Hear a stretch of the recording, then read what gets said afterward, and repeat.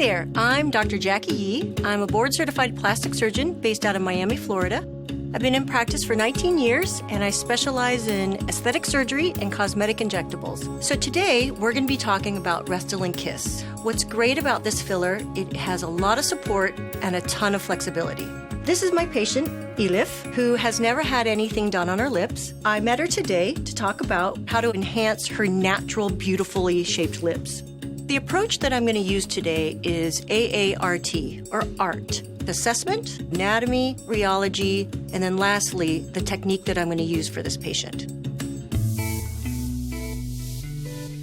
Lips differ obviously from face to face and geography, age, and ethnicity. So for me, I just try to use my aesthetic sense and my artistry to figure out what exactly will look balanced and proportioned with each patient. I can make the most beautifully shaped lips, but if they're too big for someone's face or too small, they're not going to look great. So I think we have to always find that perfect balance to give the patients the best possible outcome. When I'm assessing patients, I always hand them a mirror, and then I try to face them directly so I can look at their lips head on. When I'm looking at Elif, I'm looking at the volume that she's already got in her lips, and I'm looking to see if there's any asymmetry or any contour that needs to be addressed or fixed. And if Elif's situation, she's got very, very symmetrical lips. She's got a great shape to her lips. She's got her beautiful Cupid's bow. And smile for me. It's important to look at dynamic-wise because someone may be at rest, very symmetrical, but when they smile or they talk, they may have a certain amount of asymmetries that come out. So when looking at her mouth, I'm looking at whether or not the balance between her upper and her lower lip is good for her. When patients come in and they want enhancement or accentuation, they usually don't like to change the balance if they've been happy with the lips up until now. So oftentimes I'll talk to patients about whether or not they want their lower lip to have more volume compared to the upper, or they want their upper lip to have more volume compared to the lower. So in her case, I think that Elif has a very good balance, so I'm probably going to maintain that ratio to make it look like it's just her own lips, but accentuated and nicer.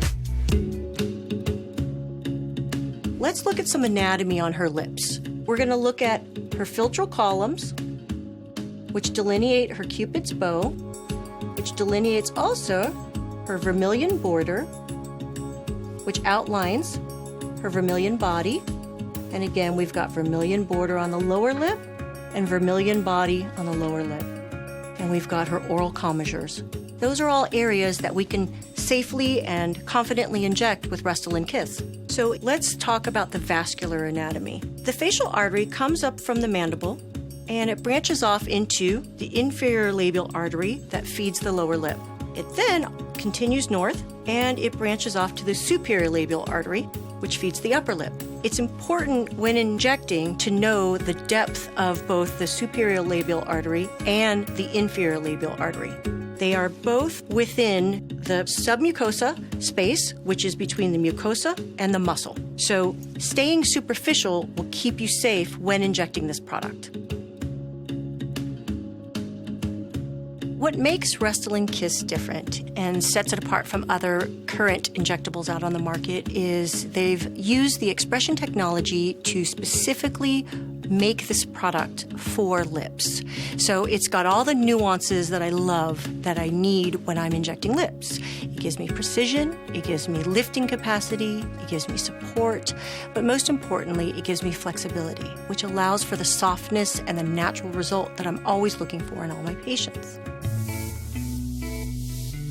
So now let's talk about technique. There's multiple different techniques that we can use when injecting lips. Today, I'm going to be focusing on linear technique, and I'm going to use some fanning to give her the volume that I want. I'm going to start in the very corner in the mucosa of the lip, insert, and I'm going to start to give a little bit of anterograde injection. What that means is the product is going in front of my needle, and then now as I pull back, I'm going to lay more product down. So with that injection alone, and keep in mind I'm in the submucosal space, I have used 0.1 cc's for a tiny subtle enhancement. I'm going to march further forward, And I'm not exactly in the vermilion border, but very close to it. I'm using anterior grade injection right now, pushing product through. And as I come back, pushing product in. And before I exit this injection site, I'm going to stare more towards the lip edge. And this is my fanning technique. I'm going almost all the way to midline and pulling back and laying down a linear thread. Perfect. Now what I'm going to do is make sure that the product is nice and smooth. So I'm going to gently massage this area. I'm not really molding, I'm just making sure I don't have any areas where I'm missing product or that I've got a collection or accumulation of product. And that's the kind of enhancement that I can expect with this product. I'm really happy with the contour and the volume that I've accomplished. So I'm going to go to the other side and work on her left upper lip. Coming in the mucosa, and I'm very superficial, avoiding vasculature. I'm injecting now as I'm advancing, and I'm also injecting as I pull out. And I'm putting a thread that's probably about a 0.1 cc. And I'm going to head more medial, and I'm right below the border. I'm actually not in her vermilion border because she's got good definition. Here's another thread. Before I exit my injection point, I'm going to head more inferiorly towards the lip edge and put in 0.1. What's great about this product is it integrates really well and it pretty much just stays wherever you put it.